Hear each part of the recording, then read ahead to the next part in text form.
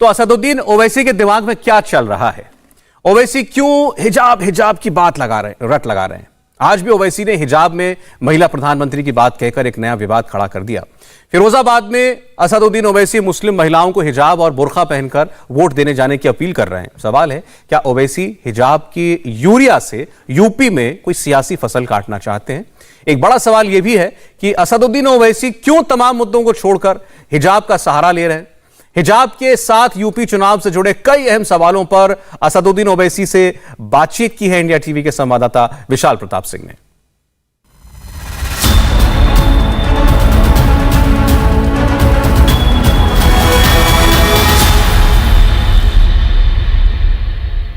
उत्तर प्रदेश में जबरदस्त तरीके से वोटिंग की शुरुआत हो चुकी है। सेकंड फेज का मतदान होने जा रहा है। बातचीत करने के लिए हमारे साथ मौजूद हैं AIMIM प्रमुख असदुद्दीन ओवैसी साहब। सर, सबसे पहले आपसे जानना चाहूंगा, फर्स्ट फेज का मतदान हो चुका है, सेकंड फेज होने जा रहा है, किस तरीके से देख रहे हैं उत्तर प्रदेश में इस समय लड़ाई? क्योंकि बीजेपी कहती है वो क्लीन स्वीप कर रही है, सपा कहती है वो क्लीन स्वीप कर रही है। AIMIM के प्रमुख क्या देख रहे हैं इस समय? नहीं, मैं इस तरह की जुमलेबाजी नहीं करूंगा। मैं इतना जरूर कहूंगा कि हमको जो मतदान हुआ है, जिन वोटर्स ने हमको वोट दिया है, मैं उनका शुक्रिया अदा करता हूं।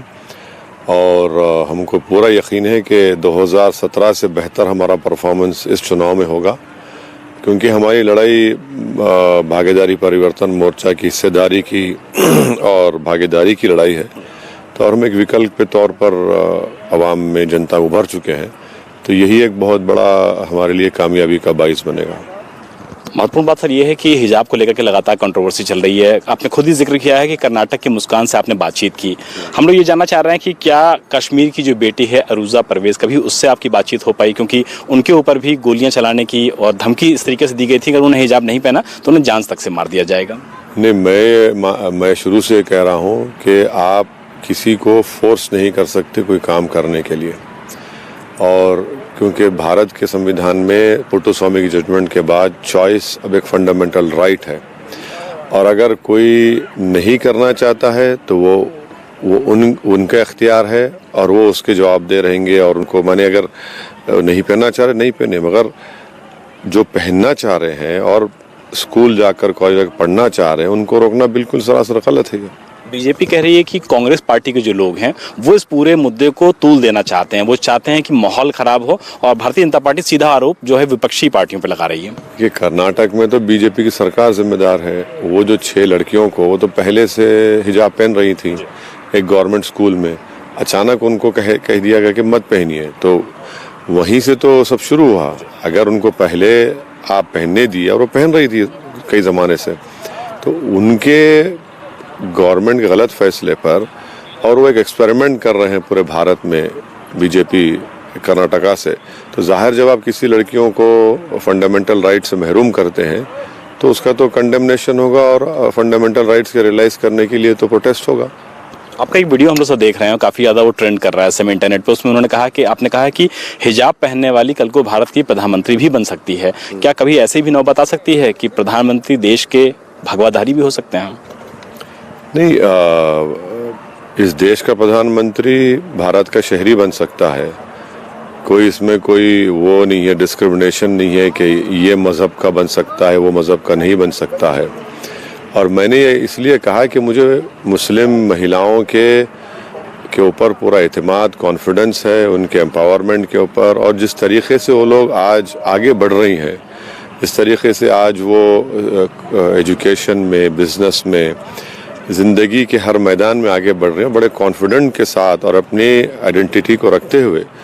तो मुझे लगता है कि वो दिन दूर नहीं है कि जब इंशाअल्लाह भारत की प्रधानमंत्री एक मुस्लिम महिला होगी जो हिजाब पहनती है। तो मेरा ख्वाब भी यही है, क्योंकि एम्पावरमेंट तो हम जब हिस्सेदारी की बात करते हैं इसमें कोई बुरी बात नहीं है।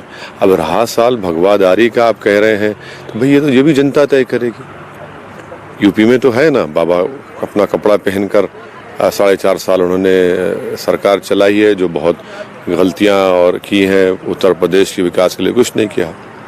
मालेगांव से आपके सर एक विधायक है मोहम्मद इस्माइल, उन्होंने अभी कुछ दिन पहले एक प्रेयर ऑर्गेनाइज करने की बात कही थी, जिसके बाद उनके खिलाफ महाराष्ट्र में एफआईआर भी दर्ज हुई। उन्होंने हजारों मुस्लिम महिलाओं को बाहर आने को कहा था और ये भी कहा था कि हिजाब और बुर्का पहन के ही महिलाएं बाहर आएंगी। सवाल ये उठता है, विपक्ष जो वहाँ पे है वो ये सवाल पूछ रहा है कि क्या AIMIM के लोग तय करेंगे कि महिलाएं क्या पहन के बाहर आएंगी? देखिए, अगर मुफ्ती इस्माइल साहब वो हमारे विधायक हैं, जिम्मेदार आदमी हैं और उन्होंने कॉल किया है, वो कॉल बिल्कुल सही था। और जो महिला निकल कर आई किसी के डराने से या किसी के जोर ज़बरदस्ती की बिना पर नहीं निकल कर आई, वो एक सॉलिडारिटी के तौर पर जो कर्नाटका में जिन बच्चियों को स्कूल में तालीम हासिल करने से रोका जा रहा था, जिस बच्ची को कॉलेज में अंदर जाने से रोका जा रहा था, उस सॉलिडारिटी में मुफ्ती इस्माइल साहब ने वो कॉल किया है और पूरे महिला निकली हैं। तो कोई किसी के डराने पर या ज़बरदस्ती करने पर नहीं निकली है। मैं आपको ये प्लीज़ ये बताना चाहूँगा कि ये जो एक स्टीरियोटाइप इमेज गलत बनाया जा रहा है मुस्लिम महिलाओं के बारे में कि जो हिजाब और निकाब पहनती हैं वो अप्रेस्ड हैं, वो गलत है। वो उनका चॉइस है, वो उनका राइट टू प्राइवेसी है और वो पहनने से वो अपने आप को अल्लाह के और बोलते हैं ना कि अपने आप को खुर्ब महसूस करती हैं, क्योंकि वो कुरान में आयत है और उसको फॉलो कर रही है। मगर इसका ये मतलब हरगिज़ नहीं है कि हर जो हिजाब है, निकाब पहन रहे हैं वो अप्रेस्ड नहीं अप्रेस्ड हो। वो तो अपनी प्राइवेसी का, अपनी चीज़ों का प्रायोरिटाइज कर रही हैं। बहुत सी पार्टियां ऐसी हैं जो कि ये आरोप लगा रही हैं आपके ऊपर कि उत्तर प्रदेश में चूंकि आप लगातार प्रचार कर रहे हैं और आपको वो सपोर्ट नहीं मिल पा रहा है, यही वजह है कि कर्नाटक के मुद्दे को उत्तर प्रदेश में लाया जा रहा है ताकि यहाँ पर आपको चुनावी फायदा या सियासी फायदा मिल सके। देखिए, मैं ये कह रहा हूँ कि जो लड़कियों को जो पढ़ना चाहती हैं, शिक्षा लेना चाहती हैं, उनको आप रोक रहे हैं और उनको भारत के संविधान के फंडामेंटल राइट से महरूम कर रहे हैं। अब जो फंडामेंटल राइट से महरूम कर रहे हैं, तो चुनाव बड़ा है या भारत का संविधान बड़ा है? भारत के संविधान के तहत तो चुनाव हो रहा है ना। तो उसी हिस्से में अगर आप एक लड़की को रोक रहे हैं तो मैं उसको उठा रहा हूँ और उसमें गलती क्या है? और मेरा बोलना ये है कि जो अपने आप को सेकुलर कहते हैं वो क्यों नहीं बोल रहे इस बारे में? आप यानी इतनी खामोशी क्यों है? अखिलेश यादव को एक न्यूज़ एजेंसी के जिम्मेदार ने जब पूछा उनसे तो उन्होंने कहा कि सुना ही नहीं दे रहा है। हिजाब और निकाब के बारे में सवाल किया। जब आप हिजाब और निकाब के बारे में बोलना नहीं चाह रहे, बोलने से कतरा रहे हैं, बोलने से भाग रहे हैं, तो भैया मगर आपको उनका वोट भी चाहिए यूपी में और आप उनके बारे में बोलेंगे भी नहीं। आप ये बोल सकते थे ना कि आपका चॉइस है, आप वो भी नहीं बोलना चाह रहे। इतनी घबराहट क्यों है? इसीलिए हम कह रहे हैं कि आप बोल दो कि अब जब दूसरे फेज का चुनाव होगा, जो बुर्का और निकाब पहनते हैं हमको वोट मत दीजिए। या फिर अगर आप सबकी बात करें तो बोलिए हाँ, उनका वो राइट टू चॉइस है, चाहे कोई पहने ना पहने, हम उनके साथ हैं, मगर संविधान के फंडामेंटल राइट्स का प्रोटेक्शन होना चाहिए। वो भी नहीं बोलते। तो सर, ना बोलना कारण क्या है सर? क्या डर है कि मन में अखिलेश जी की किसी तरीके का? नहीं, देखिए, ये तो एक सॉफ्ट हिंदुत्व नहीं बल्कि एक्चुअल हिंदुत्व वो फॉलो कर रहे हैं और ख़ास तौर से उनके दिल दिमाग में ये बात बैठ चुकी है कि उत्तर प्रदेश का अल्पसंख्यक समाज उनका कैदी है और बीजेपी के डर से वो उनको वोट दे देगा। मगर वो ये नहीं समझ रहे हैं कि 14, 17, 19 तीन बार अब इलेक्शन हार चुके हैं। बड़ी बड़ी तादाद में मुस्लिम अल्पसंख्यक समाज ने आपको वोट दिया, तब भी आप बीजेपी को नहीं हरा पाए।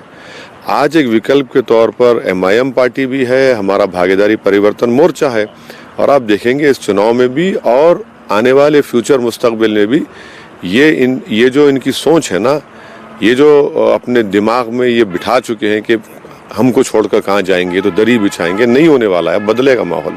यूपी की रैलियों में हमने ये सुना कि आपने कहा कि आप चाहते हैं कि उत्तर प्रदेश विधानसभा जो है वहां पर अंदर जब मुस्लिम विधायक जीत करके जाएं तो अल्लाहू अकबर के नारे लगें। आपने भी जब संसद में जिक्र किया था, भाषण दिया था, तो वहां भी मैंने ये कहा कि जब हमारा विधायक जीत कर जाएगा तो जो मौजूदा समाजवादी पार्टी के या बसपा के जो नेता जीतते हैं अल्पसंख्यक समाज के, उन्होंने एक लफ्ज नहीं पूछा। आज हमने ये भी कहा कि आप तो चुनाव में जाकर बोलते हैं खौम खौम, मगर जब 22 बच्चे CAA NPR NRC के प्रोटेस्ट में उनको गोली लगती है और मर जाते हैं, आपने एक आवाज़ नहीं उठाई। आपने उनके एजुकेशन, सोशल डेवलपमेंट में क्या पूछा, बताइए। भाई, आप जब विधायक बनते हैं तो आपका काम है ना सरकार को आप एक्सपोज करें, उनकी नाकामियों को उठाएं, अपने विधानसभा के बारे में उठाएं। अरे विधानसभा में कचरे के अंबार लगे हुए हैं, कोई डेवलपमेंट नहीं, कोई विकास नहीं, खड्डे पड़े हुए हैं, हाँ, और आप खौम बोलते हैं। यही तो हमने कहा कि जब हमारा विधायक इंशाल्लाह जीत कर जाएगा, वो इन लोगों की तरह गूंगा अंधा बहरा बनकर नहीं बैठेगा, वो लड़ेगा, चाहे मुख्यमंत्री हमारा बने या किसी और का बने, मगर इंसाफ की और हक की बात करेगा और राइट्स पूछेगा अपने। तो पूछना जरूरी है ना। यहाँ पर हो रहा है क्या है कि भाई बस मैं जीत जाऊं और मेरी इज्जत में इजाफा हो जाए, जनता भाड़ में जाए, वो गलत है। मौजूदा अगर सरकार की बात किया जाए तो हमेशा योगी आदित्यनाथ भी दावा करते हैं, गृह मंत्री अमित शाह भी दावा करते हैं कि उत्तर प्रदेश में पिछले 5 सालों में कोई दंगा नहीं हुआ है। क्या आपको लगता है ये बात सही है सर? ये एनसीआरबी का डेटा है। मैं आपसे अपील करूंगा कि आप इंडिया टीवी की आपकी जो टीम है उनको बोले, 2019 में एनसीआरबी कहती है कि करीब 5000 कम्युनल इंसिडेंट्स या वायलेंस हुए हैं। 2019 का एनसीआरबी का डेटा, अमित शाह की मिनिस्ट्री का। अब बताइए क्या है। फिर काशगंज में जो बच्चे को पुलिस स्टेशन में मार दिया गया, हाँ, आप फिर हमारी गाड़ी पर हमला हुआ, ये क्या हो बताइए आप। तो ये फिर लखीमपुर ले लीजिए आप, 2-3 दिन पहले उन्नाव का एक वाकया आपके सामने, हाथरस का सामने आया, ये सब चीजें हैं। अखिलेश यादव हमेशा ये कहते हैं कि जो इस बार का उनका गठबंधन है वो सारे गठबंधन को तोड़ देगा और पश्चिम उत्तर प्रदेश से लेकर के पूर्वांचल तक क्लीन स्वीप करने जा रही समाजवादी पार्टी। राहुल गांधी के साथ गठबंधन हुआ, बीएसपी के साथ बहुत बड़ा गठबंधन हुआ, आखिर इस समय जो जयंत चौधरी के साथ गठबंधन, इसको लेकर के अखिलेश यादव इतने ज्यादा कॉन्फिडेंस नजर क्यों आ रहे हैं? अब भाई कॉन्फिडेंट लेवल तो ये है कि उनको तो ख्वाब में तो कृष्णा आके कह दिए उनको कि तुम मुख्यमंत्री बन गए। अब इसका क्या जवाब देंगे बताइए। कोई ख्वाब में अगर आके कह दिए हैं तो हमारे ख्वाब में तो सिर्फ इन मजलूमों की लड़ाई दिखाई दे रही है। हमारे ख्वाब में वो 22 बच्चे जो मर गए फायरिंग में, और ये जो हम जाकर देखते हैं, ये जो बेबसी और बेरहमी के मज़ाहिर हम देखते हैं, वही हमको नज़र आता है। वो तो ख्वाब में बन चुके हैं, अब क्या बोलेंगे उनको। उत्तर प्रदेश के चुनाव में से गर्मी को निकाल दूंगा, चर्बी निकाल दी जाएगी, इस तरीके के जो वर्ड इस्तेमाल हो रहे हैं, आपको लगता है कि विकास का जो एजेंडा है वो पीछे हट गया और जो पर्सनल अटैक है वो थोड़ा ज़्यादा हो रहा है? नहीं, देखिए, इस तरह के अल्फाज इस्तेमाल वही लोग करते हैं जो बौखलाहट का शिकार हो जाते हैं, जिनको नज़र आ रहा है कि अपने पैरों से ज़मीन खिसक रही है। तो इसी तरह बौखलाहट के शिकार होकर इस तरह अनाप शनाप बकते रहते हैं। आखिरी सवाल आपसे ले लेता हूं कि 10 मार्च को नतीजे आ रहे हैं, आपके जो विरोधी भी हैं वो भी आपके तर्क की बहुत ज़्यादा तारीफ करते हैं। मैं ये जानना चाहता हूं सर कि 10 मार्च की स्थिति आप कैसे देखते हैं और खासतौर पे अपनी पार्टी को लेकर के भी? अभी तो एक फेज के ही चुनाव हुए हैं, अभी और 6 फेज बाकी हैं। हम अब भागीदारी परिवर्तन मोर्चा के लिए, बाबू सिंह कुशवाहा साहब के लिए और जितने पार्टीज उसमें उनके लिए, अपने पार्टी के प्रत्याशी के लिए कैंपेनिंग करने जाएंगे। फिल वक्त तो कोशिश यही है कि हमारे प्रत्याशी के उम्मीदवारों को कामयाबी मिले। अब जब 10 मार्च आएगा, जब आप बुला लीजिए, मगर अभी तो ये वक्त तो सिर्फ प्रचार करने का, दिल जीतने का और वोट को उसमें कन्वर्ट करने का। बातचीत करने के लिए बहुत शुक्रिया। तो AIMIM प्रमुख असदुद्दीन ओवैसी साहब का कहना है कि जबरदस्त तरीके से इस समय लड़ाई चल रही है और उनके कैंडिडेट्स, उनकी पार्टी इस चुनाव में जबरदस्त प्रदर्शन करने जा रहे हैं और वो निश्चित तौर पर इसका बेहतर प्रदर्शन करके उत्तर प्रदेश की राजनीति में अपनी धमक को भी धमकाने जा रहे हैं। इंडिया टीवी हर वक्त हर जगह डाउनलोड करने के लिए सर्च करें India TV news Google play store या ऐप स्टोर पर।